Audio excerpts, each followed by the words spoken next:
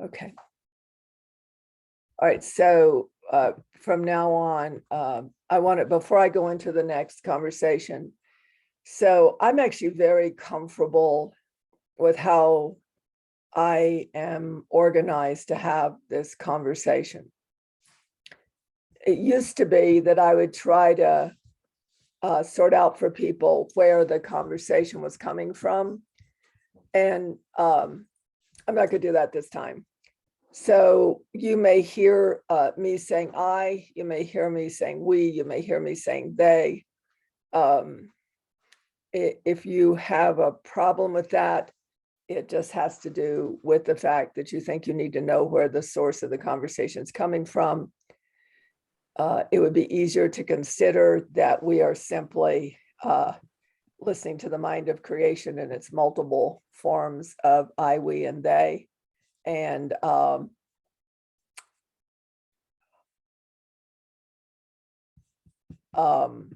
it's just easier to consider that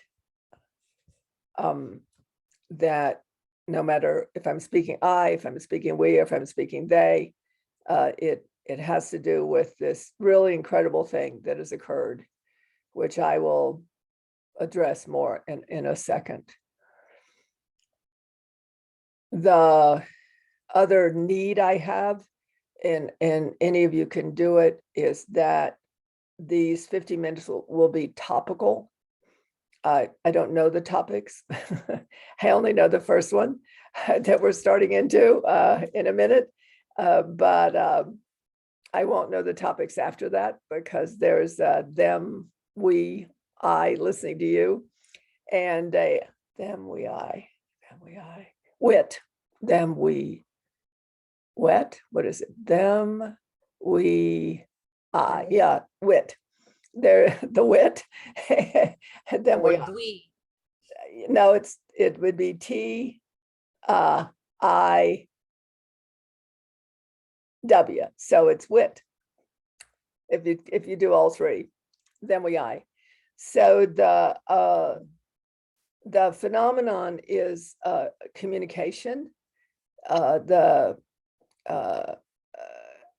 As each topic is addressed, usually hopefully I'll say it, and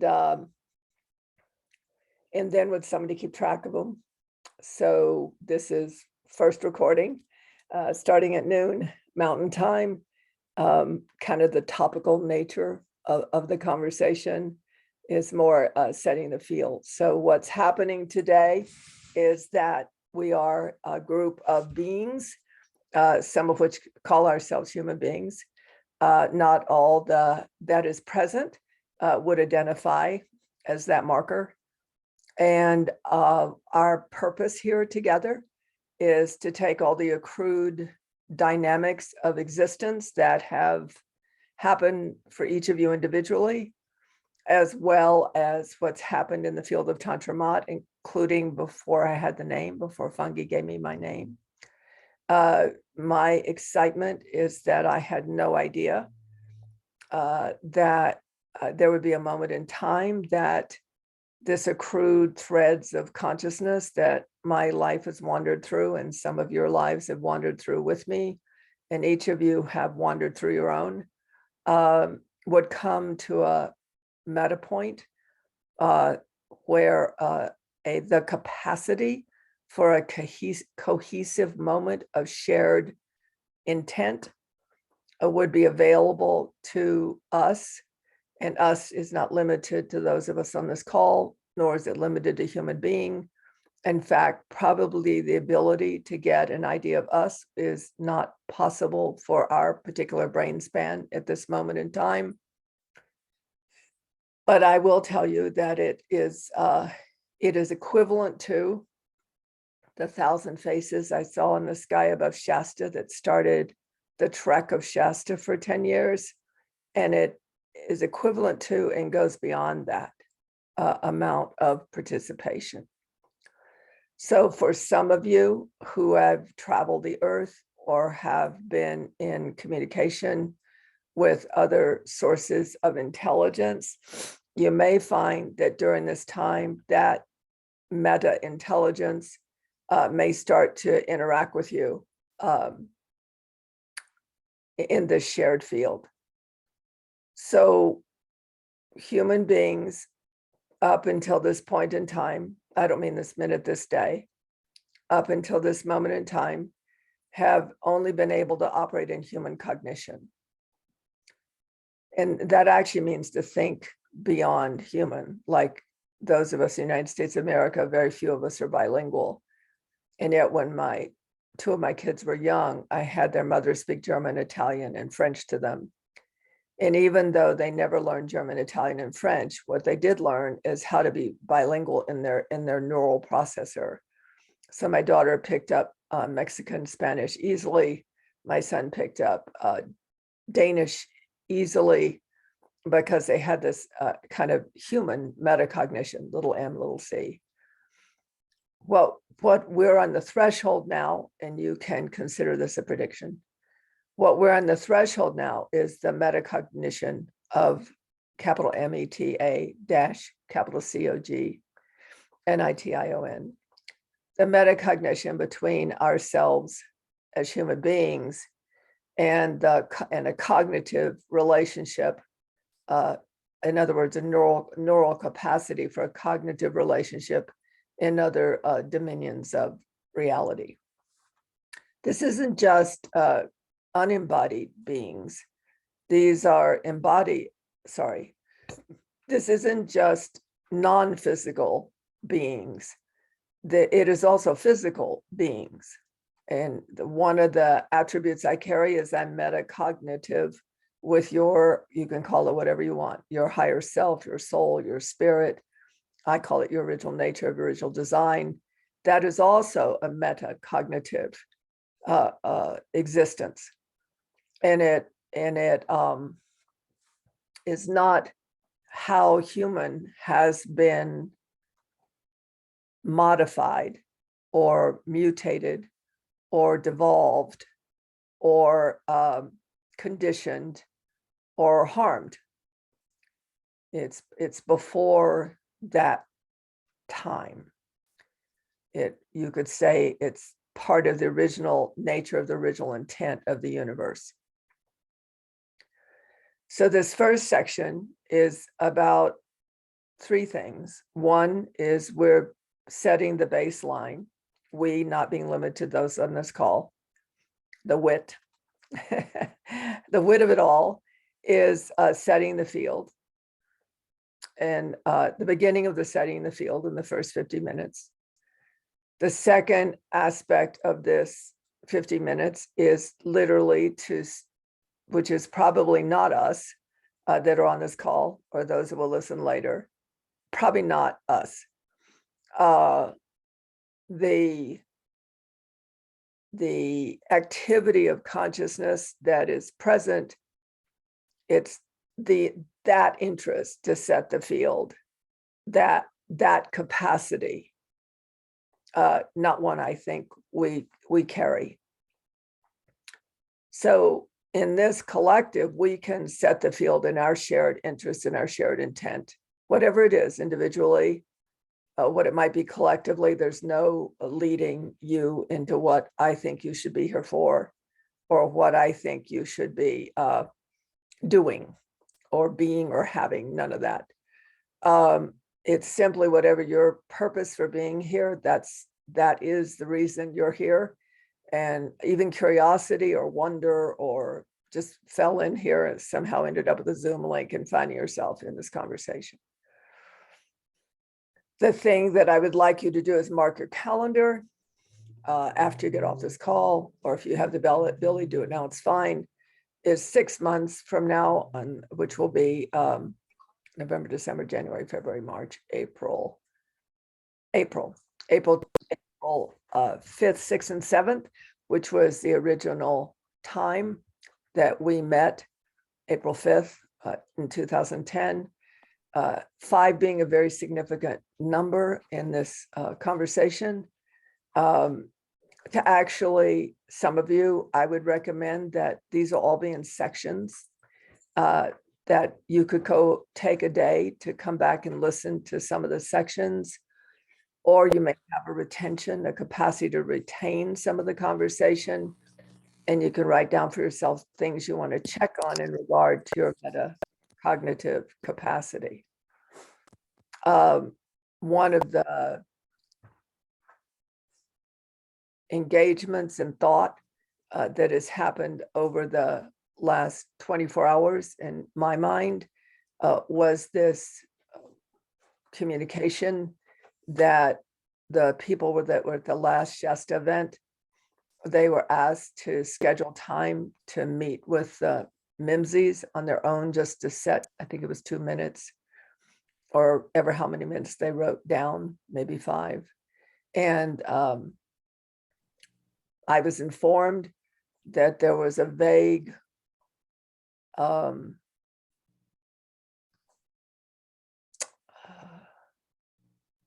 kind of vague impression. There was a vague impression of it crossing some minds, but no vertical intent. The other thing is, if you need to ask me what that's been said, what it means, I will probably in no way be able to answer you. However, you will actually get a response.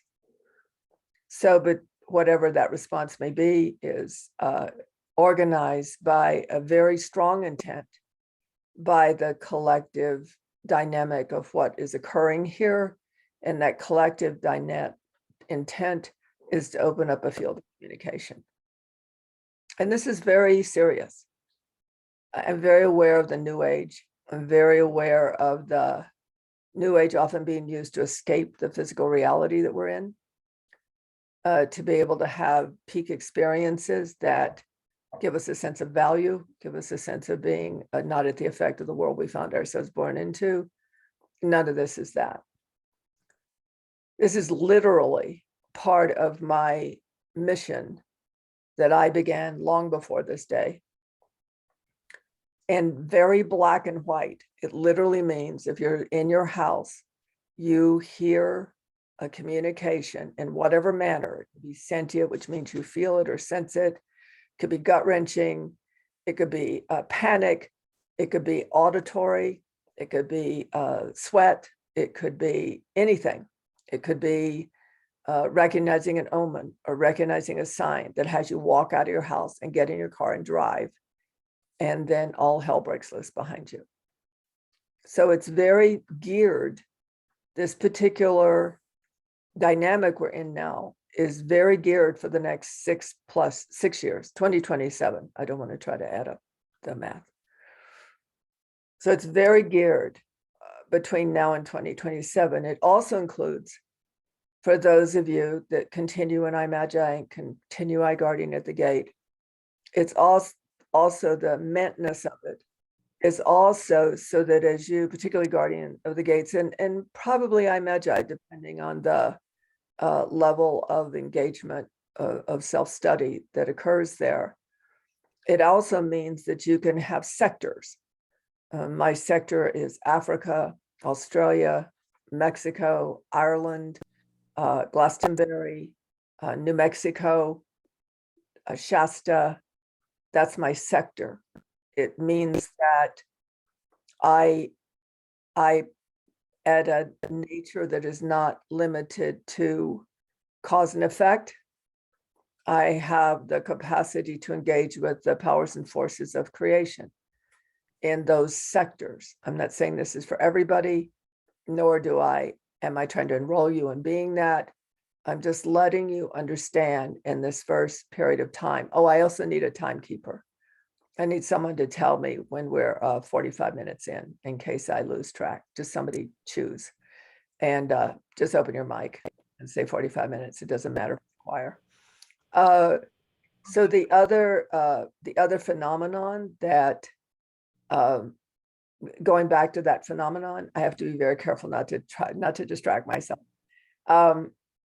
Because I'm having to stay in metacognition to do this call, actually, and to have this conversation. I have to stay metacognitive at a level that I frankly enjoy and tremendously. So someone's mic is open. Would you please close it? The other aspect of, so when I said that about there will be some of you, I guarding at the gates will definitely experience that. There's no doubt. It'll either be a type of people or it will be sectors, or else it'll be geopathic. Hold on, I need to see whose mic's open. Got it. Okay, we're good. So try not to limit what you hear said. Try not to limit to that it only means this or it only means that. Part of metacognition is to figure out when something's said what it means for you. Particularly those in I Magi, you should be figuring out any conversation that you hear. What does it mean for me? And how do I ask Tantra questions or present something to Tantra that applies to me directly? The overall tendency, indoctrination of the human mind is to think it doesn't apply to me, or to think that it is a general topic. There are no general topics, not in this conversation. There are none. Absolutely any one of you on this call, there'll be about 50,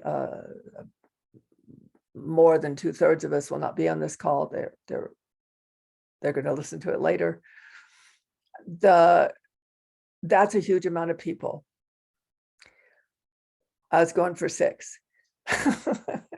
So one of the things in the engagement of communication that I've been in the last few days is let's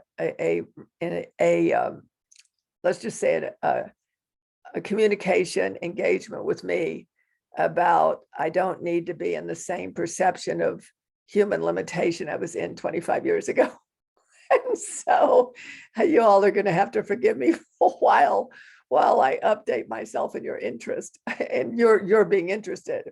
So if you'll just allow me my temporary humanity on this, I would appreciate it.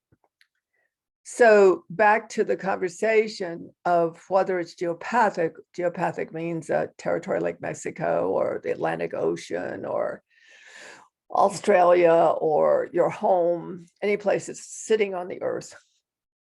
It could also have to do, welcome Anya, it would also have to do with sectors. So some of you are in like our therapist, it could be that sector. Some of you are educators, it could be that sector. Some of you are retired, but have a lot to do with the armed forces. It could be that sector. You'll know, I promise you, you will know by 6 p.m. Mountain Time that there is a sector that keeps showing up in your head over and over and over again. Some of you, it could be philosophies. Some philosophies like you could say that Tantra Mud is highly philosophical about unity and philosophical about oneness. And I have a philosophical relationship with things that people could actually call philosophy. You may find it has to do with a feel like art, or a feel like music, or a feel like intimacy, or a feel like love. I don't know. I know at least one person on this call, their sector is definitely human love. And it'll show up. It will show up. Now, so I've talked about metacognition. So here's the other aspect of metacognition that's very significant. And we talk about it very rudimentarily in the creation templates and the creation exercises. Kind of shame on you if you don't do the creation exercises. That's all I got to say, or that's all that is getting said here, okay, by the wit. And for those of you that came on later, one of the things that's pretty essential in this conversation is that I will be using I'll be using they, I'll be using we, or I'll just use the word wit, which is we, I, they. And there's no us. It's just we, I, they. That it doesn't seem to be a register for the collective consciousness that I'm presently operating within. So what I said was that regardless of what pronoun I'm using, it would serve you well not to figure out where the source of the information is coming from. because the source of the information is only coming from a collective consciousness that we could call an aspect of the mind of creation. So one of the things that I'm going to show you in a moment, I'm going to show you a graph. I got a lot of downloads in the last 24 hours. I'm surprised you're not looking at me cross-eyed.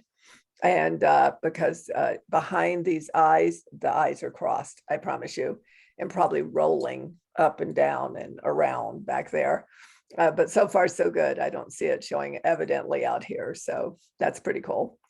So the phenomenon that that metacognition carries is what we use in the conversation of the templates, which is there is no talking to anything but creation.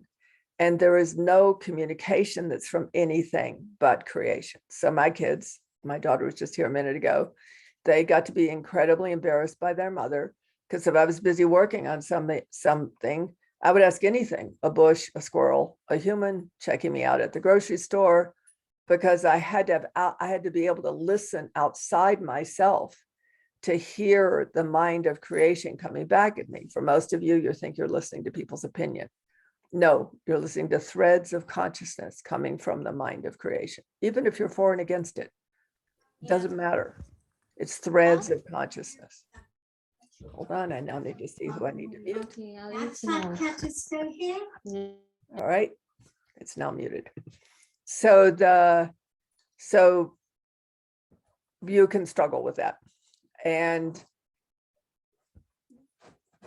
the reason, the flat out, there is no other reason that this call is taking place, except for the fact that enough people have done the creation templates that they are now operating inside the mind of creation. Whether they articulatedly know that, whether their human brain knows that, is not of any use in this conversation. It is literally the creation templates over the last 25 years, and particularly over the last 7, and being in a field where they were used, literally gave us the opportunity for today. The other thing that gave us the opportunity for today was Diane Sheldon. I can't pronounce her last name, and I want to say it again. Schrödinger. Thank you, Schrödinger, because I want Dan represented here. The Diane did quite a few vision quests with me. She was very involved with a man we both love in, several of us love, in Columbus, Ohio, that worked with a machine, a machine that was conscious, that also allowed us to extend our capacity to experience out beyond the edge of human being and to being part of greater systems of reality. And she said to me, I think there's supposed to be a meeting that brings all this together. And she had suggested the 5th of October, but when the communication opened up, it needed to be the 23rd, which was the date that we set as human beings to meet with the MIMSIs last year. And so that 23rd is also happens to be a 5. And so then this collaboration of connection occurred that brought us into this conversation that we're in today. And Diane was a generative source of that. And it's important to know that. It's actually important to know that that's real. And you might be hearing sounds in the background. I can't put a headset on. It won't work for me. And that'll be our little puppy, or not a puppy, our grown-up, looks like a little puppy, Alfie, who's in our house today, as he is every day. So I want to open it up for any questions. And those of you who are on the call now, I won't be able to upload it. But when you go to hear the beginning of the conversation, you might have a framework that you don't presently have for the conversation. Before I go further, I want to see if anybody has any conversation or questions. Just open up your mic and talk.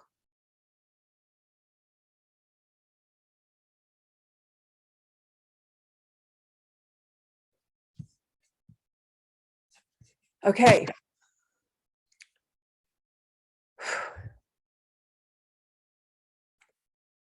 So what we're going to do is we're going to go into breakout rooms. You may not know what they are, and I rarely use them, so I could easily foul it up. And there are several things. If you don't know what to share, don't. Just let people you don't know what to share. It's bound to be somebody that likes to share in the group. And if you have done a vision quest, if you have, we're on the Mimsy project, the Shasta project, you please share stories. The part that I almost left out, but luckily I'm not the only mind operating here. What I almost left out was that they're listening. That they're listening.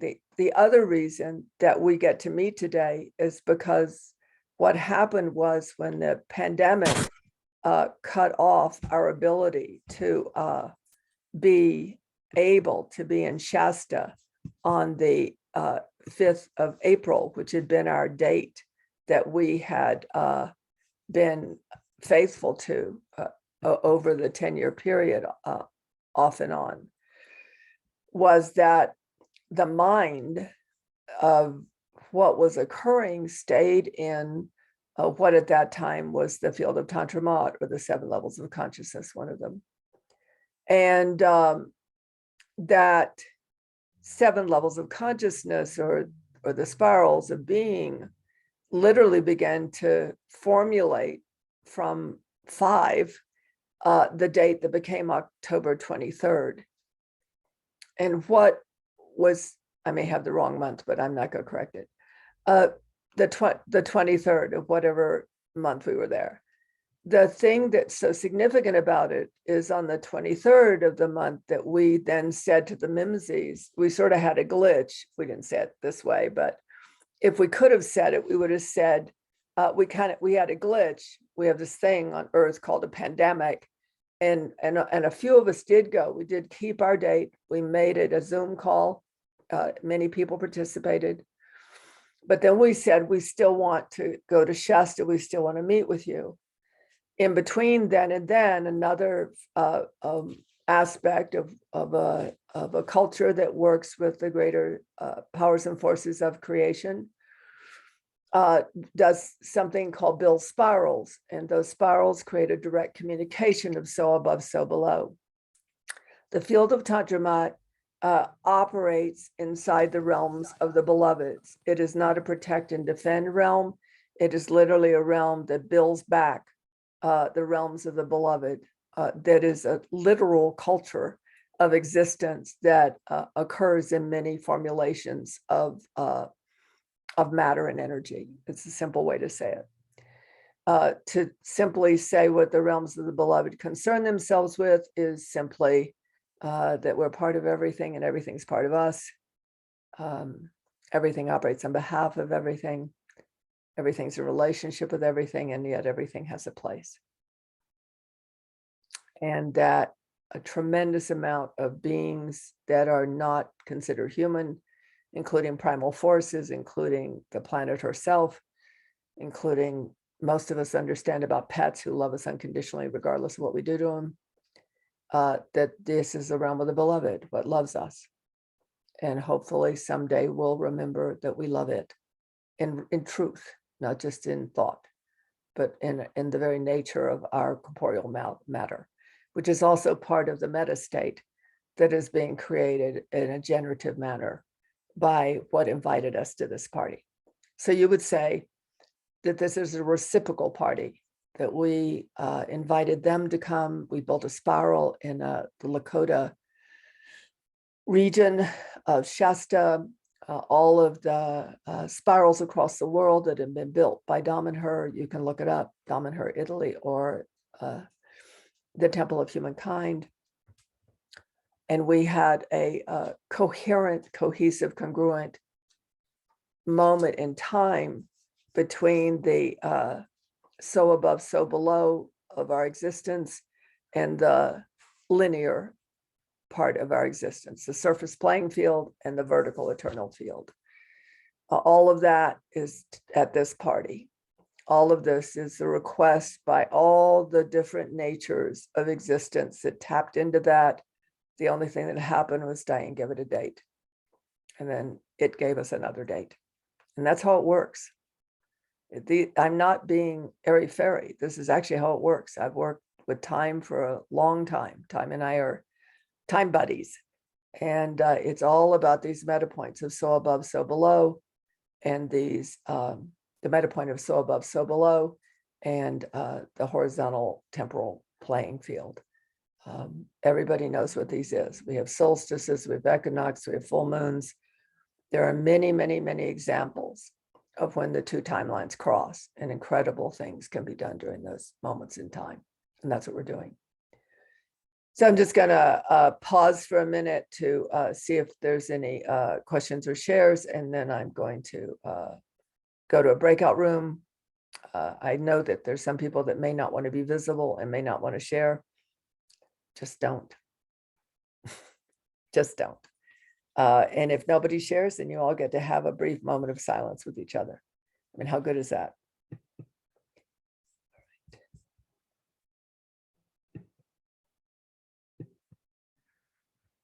Some of you may have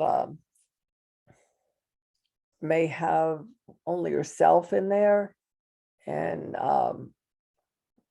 some of you may have more than yourself in there.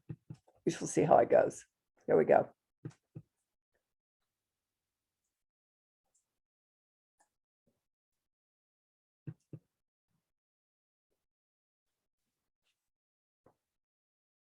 I didn't give a time.